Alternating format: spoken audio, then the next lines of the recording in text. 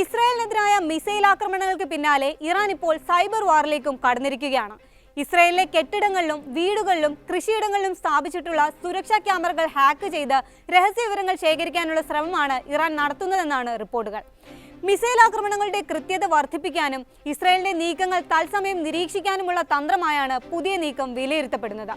ഉന്നത ഇസ്രായേൽ വൃത്തങ്ങളെ ഉദ്ധരിച്ച് അന്താരാഷ്ട്ര ബിസിനസ് മാധ്യമമായ ബ്ലൂംബർഗ് ആണ് ഇറാൻ ഓപ്പറേഷനെ കുറിച്ചുള്ള വിവരങ്ങൾ പുറത്തുവിട്ടിരിക്കുന്നത്.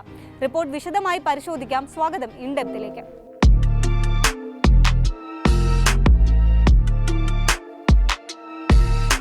ജൂൺ 19 തെല്ലവീവിലെ അമ്പരചുംബികളായ കെട്ടിടങ്ങൾക്കു നേരെ ഇറാൻ നടത്തിയ ബാലിസ്റ്റിക് മിസൈൽ ആക്രമണത്തിന് പിന്നാലെയാണ് സൈബർ ആക്രമണ വാർത്തകൾ പുറത്തുവന്നത്.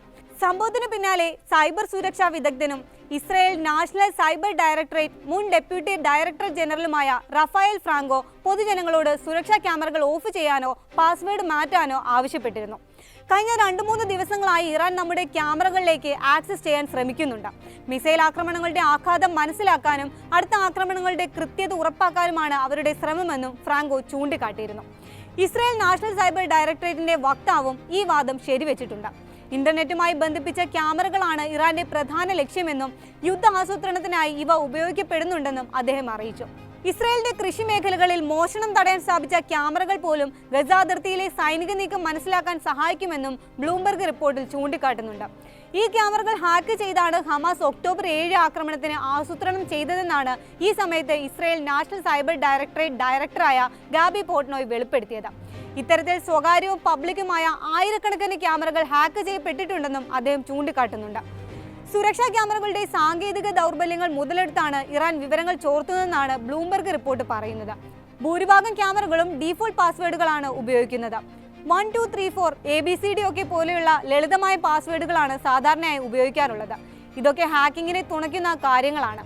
66,000 സ്വകാര്യ ക്യാമറകളുടെ സുരക്ഷ ഇത്തരത്തിൽ ദുർബലമാണെന്ന് 2022 ഇസ്രായേലിന്റെ സൈബർ ഏജൻസി മുന്നറിയിപ്പ് നൽകിയിരുന്നു. ഇസ്രായേലിന്റെ ആക്രമണങ്ങൾക്ക് മറുപടിയായി ഇറാന്റെ കേന്ദ്രങ്ങളിൽ ഇസ്രായേൽ അനുകൂലികൾ സൈബർ ആക്രമണം നടത്തിയതായി റിപ്പോർട്ടുകൾ ഉണ്ടായിരുന്നു.